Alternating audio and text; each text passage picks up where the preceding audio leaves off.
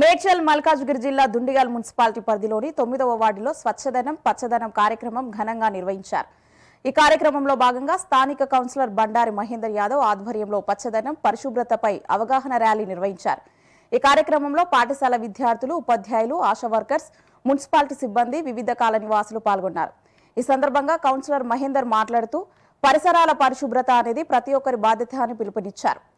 పరిశుభ్రతపై ప్రత్యేక శ్రద్ధ వహించాలని సూచించారు.